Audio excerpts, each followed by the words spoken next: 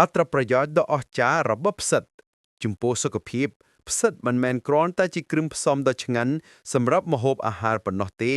តែវាក៏ជាប្រភពនៃសារធាតុចិញ្ចឹមដ៏មានឥទ្ធិពលដែលអាចជួយដល់សុខភាពទាំងមូលរបស់អ្នកបានខាងក្រោមនេះជាអត្ថប្រយោជន៍លម្អិតរបស់ផ្សិត 1. សម្បូរទៅដោយសារធាតុចិញ្ចឹមផ្សិតមានផ្ទុកនូវវីតាមីននិងសារធាតុរ៉ែជាច្រើនដូចជាវីតាមីន B ដូចជា Riboflavin B2 នីអាស៊ីន B3 និង Pantothenic acid B5 ដែលជួយបំលែងអាហារទៅជាថាមពលនិងទ្រទ្រង់តាប៉ុនប្រសាទប៉ូតាស្យូមជួយគ្រប់គ្រងសម្ពាធឈាមនិងតុល្យភាពជាតិទឹកក្នុងរាងកាយសេលេញូមជាសារធាតុប្រឆាំងអុកស៊ីតកម្មដ៏ខ្លាំងក្លាដែលជួយការពារកោសិកាពីការខូចខាតវីតាមីន D ផ្សិតគឺជាប្រភពបន្លែដ៏កម្រមួយដែលមានវីតាមីន D ជាពិសេសនៅពេលដែលវាត្រូវពន្លឺព្រះអាទិត្យវីតាមីន D ជួយឲ្យរាងកាយស្រូបយកជាតិកាល់ស្យូមបានល្អសម្រាប់សុខភាពឆ្អឹង 2. ជួយពង្រឹងប្រព័ន្ធភាពស៊ាំផ្សិតមានផ្ទុកនូវបេតាក្លូកាន់ដែលជាប្រភេទជាតិសរសៃដ៏ពិសេសជួយបង្កើនសកម្មភាពរបស់កោសិកាឈាមសដែលមានតួនាទីប្រយុទ្ធប្រឆាំងនឹងមេរោគនិងបាក់តេរីការសិក្សាជាច្រើនបានបង្ហាញថាការទទួលទានផ្សិតជាប្រចាំអាចជួយកាត់បន្ថយការឆ្លងមេរោគផ្សេងៗបាន 3. ការពារសុខភាពបេះដូងផ្សិតជួយកាត់បន្ថយហានិភ័យនៃជំងឺបេះដូងតាមរយៈជាតិស្រសៃជួយកាត់បន្ថយកម្រិតកូលេស្តេរ៉ុលអាក្រក់ LDL នៅក្នុងឈាមប៉ូតាស្យូមជួយគ្រប់គ្រងសម្ពាធឈាមឲ្យនៅថេរ 4. មានសារធាតុប្រឆាំងជំងឺមហារីកផ្សិតមួយចំនួនដូចជាផ្សិតស៊ីតាកេនិងផ្សិតរេឈីត្រូវបានគេសិក្សាថាមានសារធាតុប្រឆាំងនឹងជំងឺមហារីក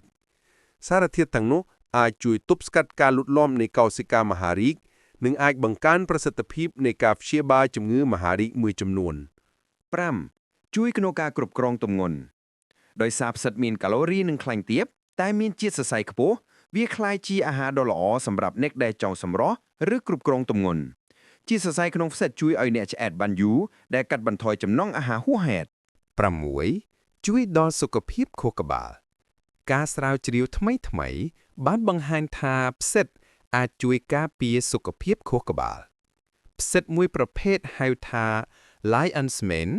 ត្រូវបានគេជឿថាអាចជួយជំរុញការលូតលាស់នៃកោសិកាប្រសាទនិងអាចការពារជំងឺភ្លេចភ្លាំង Dementia 7. ផ្សិតជាប្រភពប្រូតេអ៊ីនដ៏ល្អសម្រាប់អ្នកប៊ូសម្រាប់អ្នកដែលមិនទទួលទានសាច់ផ្សិតគឺជាជម្រើសដ៏ល្អមួយដើម្បីទទួលបានប្រូតេអ៊ីនទោះបីជាបរិមាណប្រូតេអ៊ីននៅក្នុងផ្សិតមិនច្រើនដូចសាច់ក៏ដោយក៏វាមានផ្ទុកនូវអាស៊ីតអាមីណូដែលរាងកាយត្រូវការផងដែរនេះធ្វើឲ្យវាក្លាយជាអាហារដ៏មានប្រយោជន៍សម្រាប់បំពេញបន្ថែមតម្រូវការប្រូតេអ៊ីនប្រចាំថ្ងៃ 8. ជួយគ្រប់គ្រងកម្រិតជាតិស្ករក្នុងឈាមផ្សិតមានផ្ទុកនូវជាតិសរសៃនិងសារធាតុមួយចំនួនដែលជួយកាត់បន្ថយការកើនឡើងនៃជាតិស្ករក្នុងឈាមបន្ទាប់ពីទទួលទានអាហារការសិក្សាបានបង្ហាញថាការទទួលទានផ្សិតជាប្រចាំអាចជួយកាត់បន្ថយហានិភ័យនៃជំងឺទឹកនោមផ្អែមប្រភេទទី2ផ្សិតក៏ជួយកាត់បន្ថយការរលាករ៉ាំរ៉ៃ chronic inflammation ដែលអាចប៉ះពាល់ដល់ការរំលាយអាហារជាតិស្ករផងដែរ 9. ជួយដល់សុខភាពផ្លូវចិត្តផ្សិតមានផ្ទុកនូវសារធាតុចិញ្ចឹមដូចជាវីតាមីន B និងប៉ូតាស្យូមដែលដើរតួនាទីយ៉ាងសំខាន់ក្នុងការទ្រទ្រង់សុខភាពប្រព័ន្ធប្រសាទវីតាមីន B10 ណៃអាស៊ីនអាចជួយកាត់បន្ថយភាពតានតឹងនិងភាពនឿយហត់ការសិក្សាមួយចំនួនក៏បានណែនាំថា